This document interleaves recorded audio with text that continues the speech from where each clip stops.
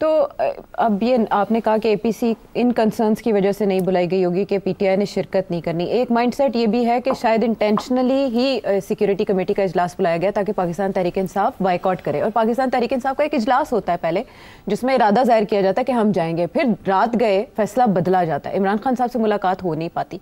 अब एक ऐसा इजलास जिसमें ना सिर्फ ये कि पीटीआई नहीं शरीक बल्कि 3 बार के वज़ीर आज़म नवाज शरीफ भी नहीं आए, हालांकि उनको तो इन्विटेशन भी गया था, और तो और वज़ीर दाखिला मोहसिन नकवी भी उससे गायब है। तो उसके फैसलों की क्या मुझे पता था तुमने ये सवाल पूछना है, मैंने तुम्हें कहा भी था मत पूछना ये सवाल। सेठ साहब देखें, एक वज़ीर दाखिला है मुल्क का और जिम्मेदार शख्सियत है, वो जब निगरान वज़ीर आला पंजाब थे वो हर जगह मौजूद होते थे। पाकिस्तान तहरीक इंसाफ के खिलाफ जितनी भी कार्रवाई की गई वो फ्रंट से लीड कर रहे थे 26 नवंबर के।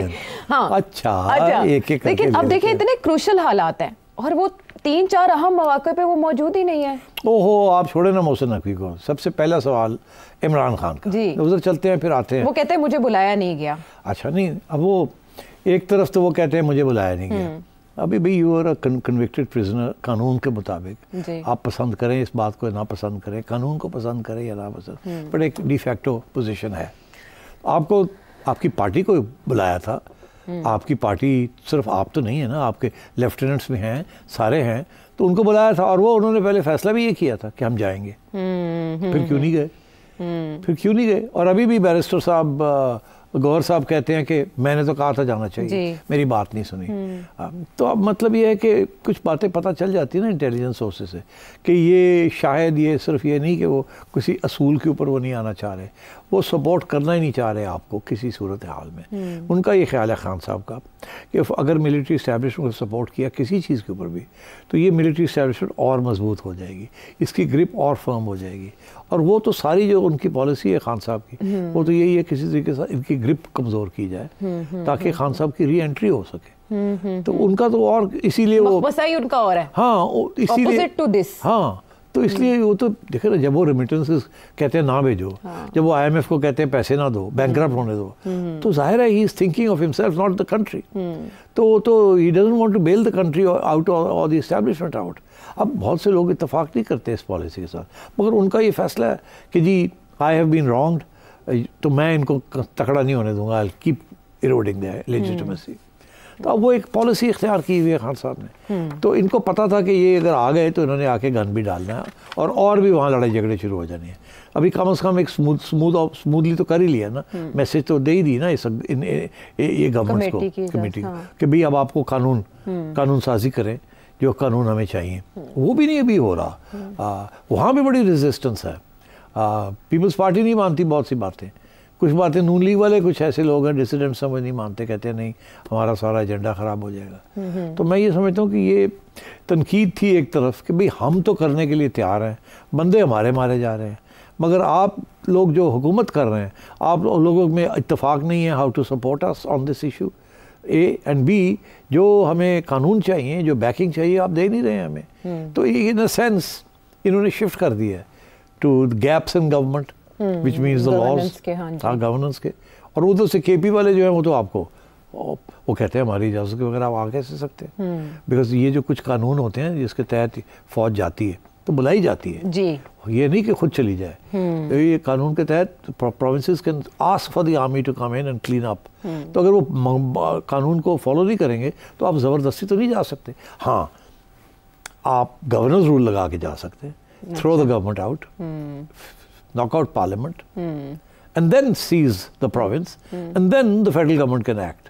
मगर आपको याद होगा जब फेडरल गवर्नमेंट ने ये सिंध में करने की कोशिश की थी उस वक्त तो आसिफ ज़रदारी चीखा था ना, और उनके साथ काफ़ी टाइट किया था उनको, रोना धोना। नवाज शरीफ के साथ सबसे पहला point of difference Asif Zardari का और नवाज शरीफ का इसी इशू के ऊपर हुआ था, जब नवाज शरीफ ने फेडरल गवर्नमेंट को इजाज़त दे दी फौज को to carry out anti terrorist operation, जिसके अंदर उन्होंने पीपल्स पार्टी को भी टारगेट कर दिया। याद है आपको? बिल्कुल बिल्कुल। और ज़रदारी साहब चीखे थे ये जर्नैल ये वो हमारा जी, वो इंट से इंट बचाने वाली बात चौधरी निसार अली खान साहब के दौर। तो इस किस्म की चीज़ें थी। I think the government also needs to get its act together, पर उनकी मजबूरी ये है कि एक पार्टी जो है वो नहीं इत्तेफाक करती, पीपल्स पार्टी उनके साथ पूरा इत्तेफाक नहीं करती बहुत सी चीज़ों के जी।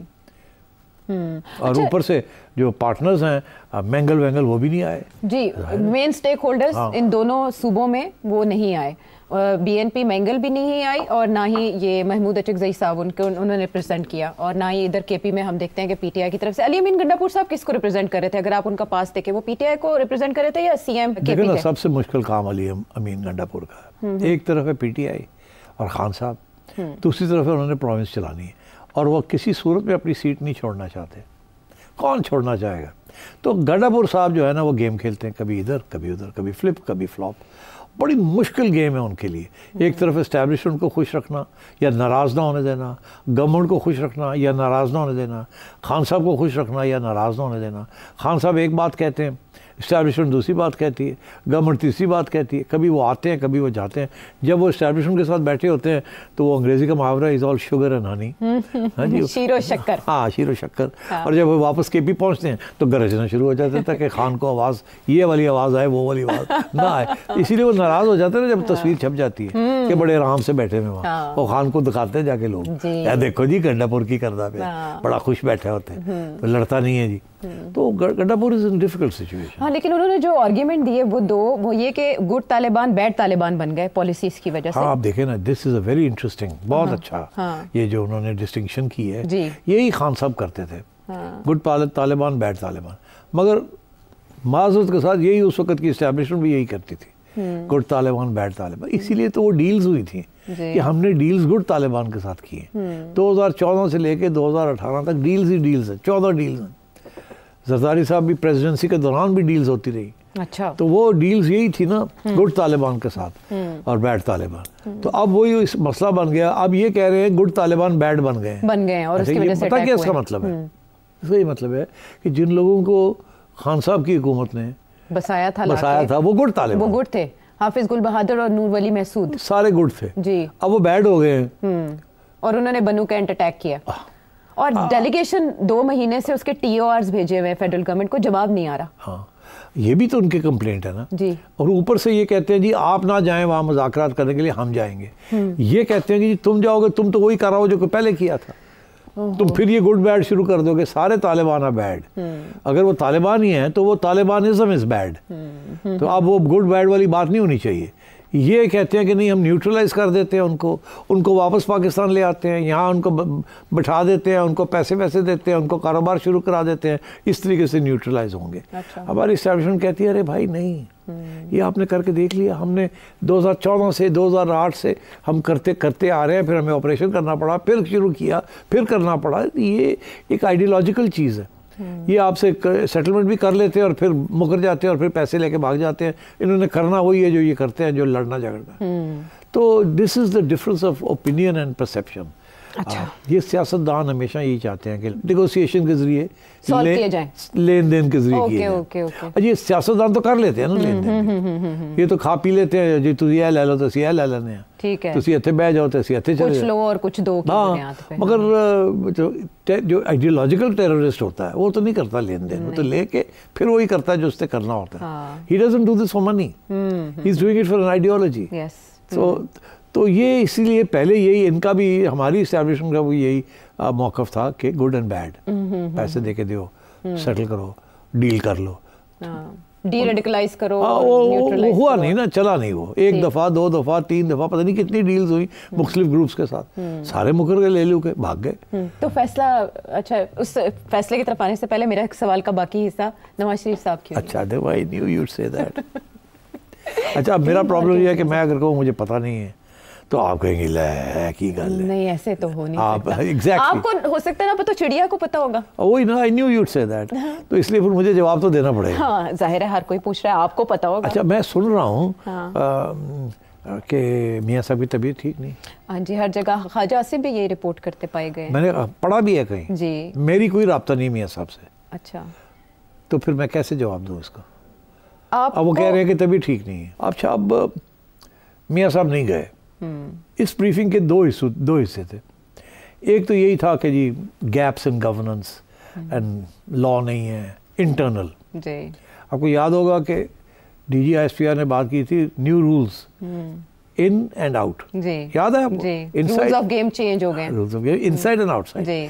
तो यहाँ बातें होनी थी दोनों चीज़ों की, होनी थी ना, इनसाइड एंड आउटसाइड, और हुई भी। इनसाइड की बात तो मैंने कर ली, आउटसाइड की बात नहीं हुई। हाँ। मैंने नहीं की, हाँ। पर वहाँ तो हुई होगी ना। जी जी, ठीक है, क्या हुई होगी? वो अगला सवाल था मेरा। तो वो ख्वाजा आसिफ ने जवाब नहीं दिया उसका। अफगानिस्तान में कार्रवाई होगी।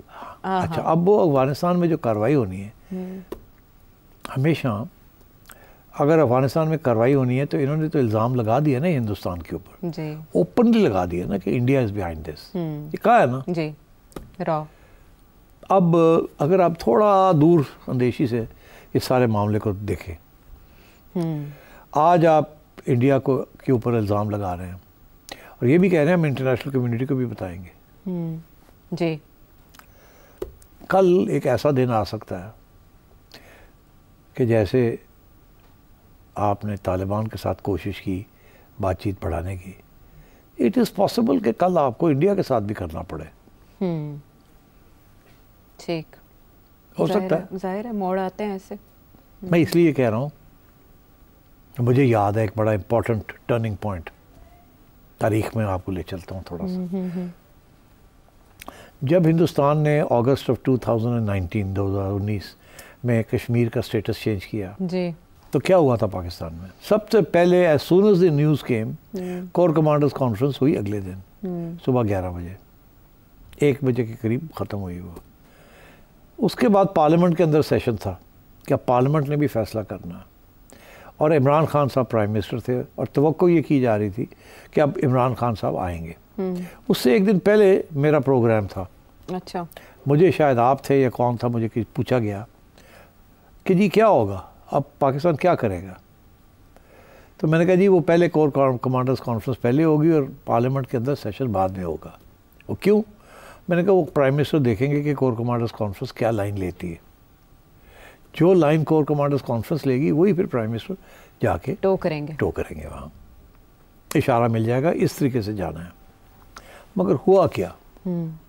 हुआ ये कि कोर कमांडर्स कॉन्फ्रेंस ने मौक़िफ़ ये इख्तियार किया कि ये जो कुछ हुआ है हिंदुस्तान में ये क्या है, ये तो पहले ही हम नहीं तस्लीम करते 370 को, आर्टिकल 370 हम तो कानूनी तौर पे मानते ही नहीं है ये जो स्पेशल स्टेटस दिया हुआ है। हम तो कहते हैं ये तो प्लेबिसिट करो और ये सेल्फ डिटर्मिनेशन करो, तो हमें इससे इतना क्या, व्हाट्स द बिग डील? लुबे लबाब में कर रहा हूँ। उन्होंने उसको डाउन प्ले करने की कोशिश की, बिकॉज उस वक्त ये मौक़िफ़ था कि अब हमने इकोनॉमिक्स के ऊपर फोकस करना है, इकोनॉमिक रिवाइवल करनी है, लड़ाई झगड़े की तरफ नहीं जाना हमें। आपको पता है उससे पहले जिहादवाद भी थोड़ी बहुत बंद हो गई थी। पार्लियामेंट में जब इमरान खान साहब पहुंचे तो उन्होंने तो पै गया इंडिया नो। अच्छा, उन्होंने लाइन ही दूसरी ली। उसके बाद खान साहब जो है उन्होंने अनाउंस कर दिया कि हम तो एम्बेसडर्स भी विड्रॉ कर रहे हैं और तजारत भी बंद कर रहे हैं, जो थोड़ी बहुत तजारत होने जा रही थी। अच्छा, तो ये बिल्कुल it was the opposite of what the establishment wanted at that time. They didn't want this to be a big issue. वो चाह रहे थे कि कुछ बात आगे इंडिया के साथ बढ़े, we can't fight on so many fronts. तो वो टैक्टिकली वो चाह रहे थे कि इकोनॉमिक रिवाइवल हो और ये जो LOC है इसको ज़रा सॉफ्ट कर दिया जाए, बिकॉज आपको पता है उसी वक्त वो सीज फायर भी उन्होंने नेगोशिएट की थी। खान साहब ने गंद डाल दिया। अच्छा, तो why did I tell you about this? I am telling you because कभी ऐसी सिचुएशन होती है कि you need to move forward, sometimes you need to step back. Now आज यू आर अक्यूजिंग इंडिया जी टेररिज्म के लिए एक्यूज कर रहे हैं आप, BLA और TTP की सरपरस्ती इंडिया कर रहा।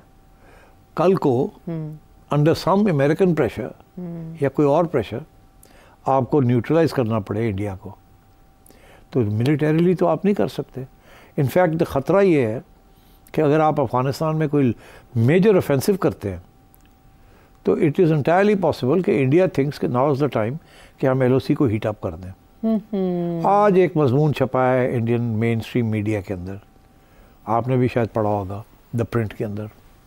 उनमें परवीन सवानी है, बड़ा ज़बरदस्त किस्म का रिपोर्टर है। वो कह रहे हैं कि पाकिस्तान के लिए 2 फ्रंट्स के ऊपर जंग करना बहुत मुश्किल है, एक अफ़गान बॉर्डर के ऊपर और एक इस तरफ LOC में। और इतना बलूचिस्तान का इलाका कश्मीर से 4 गुना ज़्यादा है जी।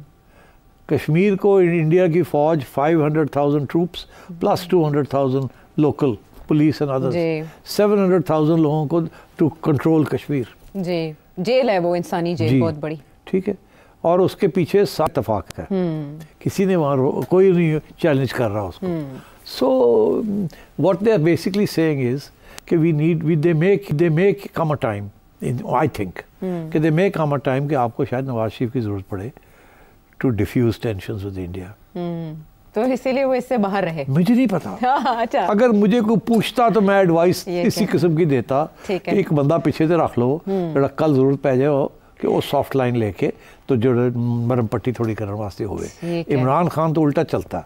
Very right. तो और बड़ी आखिरी वक्त अभी हाल ही में नरेंद्र मोदी ने कुछ बात कही है, उन्होंने कहा मैं तो 2 दफ़ा मैंने तो हाथ बटाया था। मैं तो पाकिस्तान चला गया था। मैं तो नवाज शरीफ साहब को इनवाइट भी किया था, उसके बाद मैं खुद पाकिस्तान चला गया और उसके बाद देखो क्या इन्होंने किया जी।